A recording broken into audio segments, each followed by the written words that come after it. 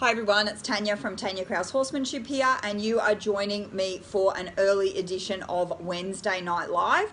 My apologies if the feed is not working. I have already logged off and logged back in again, and it looks like it's working at the moment, so I'm going to just go ahead and run with this and keep my fingers crossed that the signal is strong enough to present tonight's episode. So this afternoon we are coming to you a little bit earlier than our usual 7 o'clock time slot, and I'm excited to bring this topic to you, which is how to gain respect without being, acting like, or feeling like a beep to our horses. Now, this is a topic that comes up fairly frequently. Oftentimes I meet people that for some reason are having disrespect or sometimes even dangerous issues with their horses, and they really don't know how to deal with it. So the two extremes of the scale is that often one end of the scale is that you get completely overwhelmed and you throw your hands up in the air and you really don't know what to do about the whole situation. And then the other end of the scale is that you're trying so hard to gain respect and be the boss and you know, get the horse to believe you, that you end up conducting yourself in a way that makes you feel guilty because you've gone a little bit too far and you've started to dominate the horse instead of just commanding leadership or commanding respect. So we talk at clinics often about the difference between demanding and commanding respect. Anyone can demand respect through their actions, both with horses, other animals, and human beings. But I think there's a fine art in learning how to conduct ourselves in such a way that respect is commanded. It just comes to a person because they are, you know, they hold their space, they're good to deal with. You know you can't walk all over them, but you also know that you can trust them and that they're going to be fair in any given situation. So that's what I really want to be for my horse. I want my horse to know that I can't be walked all over. I'm going to hold my space. I am going to be fair in situations, and I'm someone that my horse can trust. So I've got a few tips here that I'm going to talk about this evening in regards to gaining respect without conducting ourselves or feeling like a beep. So number one, we have to understand that leadership is achieved in many ways when it comes to our horses, and a few of the basic ways are controlling of movement, knowledge, knowing what to do and when to do it, building trust, and over experiences, and holding our space. So the way that we conduct ourselves. We have to understand that those things, they're some of the ways that we can build leadership and respect in our horses. We have to understand that those things come over time and they come with experience. So if we're dealing with a horse that is disrespecting us and we haven't experienced that before, or we're new to horses, or we're just getting back into horses or something like that, I can't really talk to you about holding your space because you're probably not going to know what I mean by that. You're probably not going to understand it. So what I need to be able to do is teach you how to keep yourself safe, teach you how to get respect from the horse in the interim to keep you safe and keep you there long enough to learn how to have the knowledge, knowing what to do and when to do it, learn how to build the trust and have the time to build the trust via experiences with the horse, and eventually understand what holding the space is and how you conduct yourselves around horses gives them a pretty good initial impression and a pretty good understanding. Horses are amazingly intuitive, and they can understand. You can hand the lead rope from one person to the next, and that horse is making pretty much instant assessments on those people, not from a can I dominate you perspective, which is combative language that we've often learnt when it comes to horses, but I think that it is about the horse making micro assessments as to whether he can trust you, whether he feels safe with you, whether you know what you're doing, whether you don't know what you're doing. And depending on the horse's age, level of education, experiences in life, how they are feeling on the day, how old they are, where they are in the herd, and many, many other variables. Some of those horses are going to take that information and perhaps take advantage of it, or they're going to take that information and settle into respect. Or an older horse may be able to, you know, we've got schoolmasters who can probably make the assessment that the person handling them might be a beginner, might not know exactly what they're doing, but they have enough education, age, and wisdom about them to not take advantage of that situation. So every horse is different, and it's not necessarily a negative thing for a horse to try and take advantage of a situation that he finds himself in if he's with a person that he feels that he can't trust or that isn't a good leader. So leadership is built over a considerable amount of time in many different ways. So as I start to talk about the other things I'm going to talk about tonight, what I want to make perfectly clear is sometimes we might need to get leadership by moving a horse's feet, because it's the thing that is going to get you the initial respect immediately, and it works, and it's very quickly. But in 2 years' time, hopefully you'll have enough knowledge and enough experience behind you that you won't necessarily need to move a horse's feet to establish the respect. What I see a lot of is different authorities talking about the subject where they personally may have reached a point. You know, I know that I can go and, someone can hand me a lead rope with a horse and I don't need to move its feet to establish respect, but that's because I've been handling horses and I've handled thousands of horses, and the horse can feel me holding my space, and the horse is reading my body language and energy without me having to move his feet. But if you rewind 10 years ago, I would absolutely have needed to move a horse's feet in order to gain some kind of respect or some kind of open some kind of channel of communication. And that's fine, and everybody's at a different place in regards to their journey and how they're relating to their horses. So I don't want people to watch this and say, oh yeah, here's another clinician telling me I've got to move my horse's feet. Write that one off. I don't want to do it that way. You know, I want to learn how to stand in and hold the lead rope and my horse should just feel my energy. That will absolutely come. But initially, when you're talking about keeping yourself safe and keeping your horse safe, it's really important to understand that you have to start where you are at in your level of experience and where the horse is at in his level of education and perhaps the way he currently relates to human beings and being handled. So the second thing is that we build on our ability to master all of these things over time. We have to remember that. Leadership is achieved in all of those ways, plus a multitude of other ways, and forgive yourself and allow yourself time.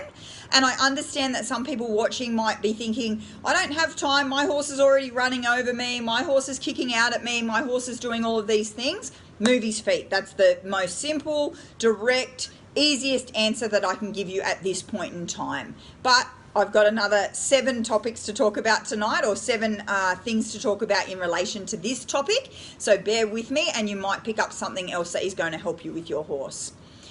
We have to understand that leadership offers our horses security. I think sometimes when it comes to leadership, the reason that we feel like we're not being very nice to our horses or we feel guilty about it is that we don't really understand why it is that we're trying to achieve respect from our horse or get some kind of leadership happening with our horse. We always talk about it keeping us safe, and that's obviously one of the most important things when it comes to the horse-human relationship. The human's not going to be able to look after the horse without being in a fit and healthy state physically and mentally. And so we speak often about keeping ourselves safe and commanding respect for that reason. The other reason that one of the other reasons that we need to think about commanding or gaining respect from our horse is that it makes him feel secure. If your horse feels that he can trust you, if your horse feels that you're consistent, if your horse feels like he knows how you're going to speak to him, that you've got the knowledge, that you're going to conduct yourself in the same way every day, that offers your horse a level of security that he can rely on. So if we want to put it in human terms, we need to think about, I'm sure we've all known kids, maybe we've been kids that know unreliable parents. So parents that are always late, parents that forget about where you are, parents that, this could be not only parents, it could be friends, it could be partners, anything like that. I'm sure we all know people in our lives that are pretty unreliable, and it doesn't give us a sense of security. You're booking a dinner and you've booked it for 6 o'clock and you're sitting there at 6 o'clock and you're thinking, is this person going to show up on time? Because they've got a history of being unreliable. So you're feeling agitated. You've got that bit of anxiety about you. Are they going to show up? Are they going to be here? Maybe you need to get picked up from somewhere. Oh, can you pick me up? Yeah, sure, I'm on the way. And then you think, I'll be there in 5 minutes. That's turned into a couple of hours in the past. You know that makes you feel not secure in that relationship or what happens in that relationship. That's exactly how your horse feels. If leadership offers your horse security. So if you can embrace that and understand that, it might start to change your mindset about it and about why we're trying to develop some kind of leadership when it comes to our horses. Number 4, I just wanted to touch on, figure out what is bothering you about trying to gain leadership from your horse. So if you're walking in from out of the paddock and you've had not a great session with your horse, we need to sit down and think, well, why wasn't it a great session and what bothers me about that? Did I get overly aggressive? Okay, do I feel like that I went too hard at the horse? Was I unrelenting? So once I got to my aggression or my phase 4, did I just keep going and going and going without giving that horse a break? Was my timing poor or bad, or do I feel guilty about the timing that I didn't quite leave the horse in a good spot for the session? What is it? This is going to take a little bit of soul searching, but what is it that is actually bothering you about, what makes you walk inside and think, man, I really acted like a bit of an ass today when it came to my horse? What bit made you feel that way? Do you feel guilty? Do you feel like you hurt the horse? Did you get too aggressive? Were you too soft? Was the horse walking all over you? Did he push you around? Did you, did he move your feet a lot? Did you feel like you were out of control? Once you understand what it is that bothers you about the whole situation, then you can start to work on those elements, and that will help you conduct yourself in a different way to develop the leadership that it is that you're after. Sometimes we can feel ineffective, and this can cause us to get big, and then this causes us to feel guilty. Why does it cause us to feel guilty? I can get big without being aggressive. I can get big without dominating the horse. So maybe we just need to redefine what it means to us to be effective.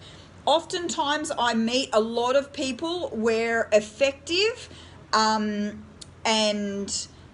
getting big and gaining respect and leadership are blurred with being aggressive, dominating the horse, hurting the horse, hitting the horse, etc., etc. So I think we need to really sit in what it is that bothers us about the situation, and also try and understand, how are we defining getting big? Are we defining it as aggression and that makes us feel guilty?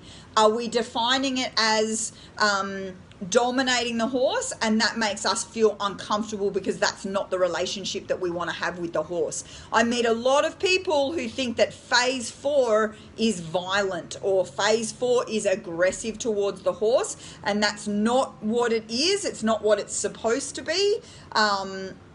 Never has been, never will be. So that leads me into number 5. Sometimes I think we need to redefine what leadership means to us. Often we have an ideology or a concept of leadership or respect that remains from our childhood, maybe experiences with parents, with friends, with teachers, with other authority figures, what it means in our workplace today. Sometimes we've got this idea in our head where we don't like authority, or we rebel against leadership, or we don't like when someone tries to demand respect from us. And so that makes us feel, well, I don't want to do that to my horse. So I think it's really important for us to sit down and redefine and repackage leadership into something that sits well with us and resonates with us. So whether that means that you need to use different words, maybe it's not leadership, maybe it's not respect. I definitely use the word partnership, but I sort of talk about respect, and then leadership, and then partnership. To me, when I'm working with horses, what I'm looking for is those things. The relationship is developing over time through those 3 areas. So I always say it's kind of like the parent-child relationship. When the kids are little, it's, do what I say, eat what I'm telling you to eat, go to bed when I'm telling you to go to bed. And then as that child grows up and becomes a teenager, you might start to talk about different topics with the teenager because they're old enough to understand things, and maybe you're going to start talking about world issues, or maybe you're going to start to talk about interesting topics like that. And then once your child becomes an adult, you're going to start to relate to that child in a different way. It's not going to be the parent-child relationship that it was when the child was 3 or 4, even when you've got a 60-year-old parent and a 40-year-old child, there's still the parental element to it, but then you're relating to them as more in a partnership fashion, so on a more even level playing field, so to speak. So number 6 is you can't be their friend all the time. That kind of leads on from what we just spoke about in number 5, redefining leadership. You just can't be a horse's friend all the time. Often we've gone out, we've bought a horse, we want this, we want to bond with this animal, and we want to experience this amazing partnership with this animal.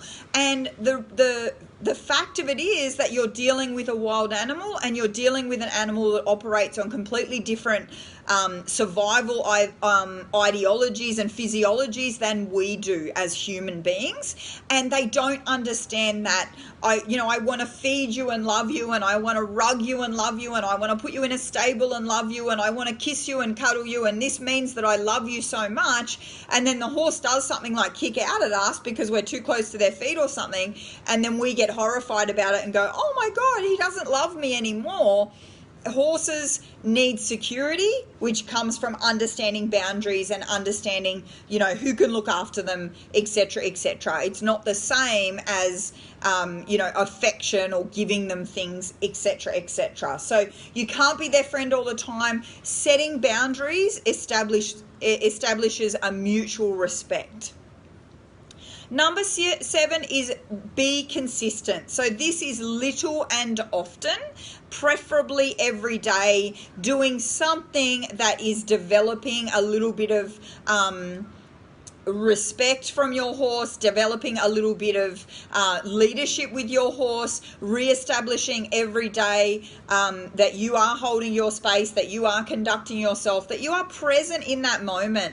Quite often horses lose the most respect in those little day-to-day activities like rugging and feeding and things like that, because we don't notice. We might even be, on the phone to our partner mixing the feed and the horse is putting his head in the bucket, or maybe we're standing there on the phone after a ride and the horse is rubbing on us, and there's all those little things that are chipping away at the respect. And we don't actually notice it because we're distracted. We're on the phone. So being present and being aware of what is going on is going to be a huge step towards developing that leadership and establishing and maintaining that leadership and respect from our horses. Number 8 is learning to hold the space. So you need to be genuine to yourself. Another huge thing that I see is people trying to be not who they are. So I see people, getting really big and it's not genuine, and the horse can see through that like crazy. So what you need to find is the way that you can conduct yourself that resonates with you, that is genuine to who you are, and that's what's believable for the horse. So you need to figure out, even if you're in that basic number one early stage of moving feet, you need to figure out how to move feet in a way that is true and genuine to who you are as a human being. You can't move feet like, me. You can't watch me work with a horse and go, I'm just going to go home and do that, because it might not be genuine for you. You might need to adjust what it is that you're doing so it's genuine. And when you are genuine to who you are and how you're conducting yourself, that's what the horse is picking up on, and that's what we talk about. That's what we're talking about when we're talking about holding space. So that leads me to number 9. Do what feels right for you. So you have to decide, I'm going to do ground exercises because I know how to do ground exercises and I feel confident and I feel in a leadership position when I've got my horse on a halter and lead. You might decide liberty. I want not to be attached to this horse. I want to be free in a round pen with my horse, or a square pen or arena or a paddock or whatever it is. I want to be at liberty, and that's how I'm going to establish respect with my horse. You might decide, ridden work is the work for me. I need to do it from on the horse's back before I feel confident about establishing that respect on the ground. Maybe it's going to be just with the day-to-day activities that you need to start on, and that's going to completely change a new leaf for you. No one can say to you, this is how to gain respect from your horse, go home and do that, because if you're not confident in doing ground exercises, then it's not going to work. If you're not confident at doing liberty, then it's not going to work. If you're not confident to ride your horse out on the trail, then it's not going to work. You have to find the thing that works for you and your horse. So the final tip that I wanted to give you tonight is to start small. So that means awareness of the feet. That's your feet and your horse's feet. So understand when he is encroaching on your space and when you're moving away and giving him ground. Understand that he needs to move his feet more than you, even if that's just when you're brushing him. And I'm talking about a horse that's got respect issues here. Even if it's just when you're brushing him, if you're getting him to take those 2 steps back so you can change sides instead of you walking all the way around the front of him. It's going to be little simple things like that that can make a world of difference when you're trying to establish respect and leadership with your horse. So back your horse off you. Always start by getting the horse to give you a little bit of ground. Move him more than he moves you. Don't allow him to rub on you. He's not allowed to scratch his head on you. It's not cute. It's not affection. He's using you as a scratching post. Don't let it happen. Don't allow your horse to graze in hand. So I always say to people, this is a personal choice. People at clinics will say, do you let your horses graze when they're on the lead? And I say, well, no, I don't, but it is up to you. That's a personal preference. If you're a person that's already having respect and leadership issues with your horse, I would not let them graze in hand. If you need to turn them out or give them grass, then find a paddock or something that's safe to actually, unclip the lead so you're not attached to them and letting them sort of wander around and pull on the lead and pull on your hand and all that sort of stuff. No in-hand grazing. The next one is respect at feed time. So making sure that horse backs off, waits for his feed, doesn't pull faces at you, doesn't put his head in the bucket, doesn't charge at you, doesn't demand the feed, etc., etc. And the final one is picking up your horse's feet on a regular basis. It's one of those little bit of a quirky one where you sort of think, what's picking up his feet got to do with him having respect? Your horse's feet are massive to him. When, no leg, no run, no survival. That's basically how it translates to your horse. So for him to willingly pick his feet up and allow you to, you know, pick them out or something like that, or work with them, that's your horse giving you that little bit of trust and saying, yeah, okay, here you go, I'm giving you my leg, I'm allowing you to pick up my leg, and I'm currently, when I'm standing on 3 legs, in a compromised position. So just be aware of that, and that can make a really big difference as well. So just to recap, start really small, be really consistent, try to do something every day, and understand that you have to find the thing that is genuine to you, that resonates with you, figure out what it is about the stuff that bothers you, and you know, very good luck. I hope that everyone can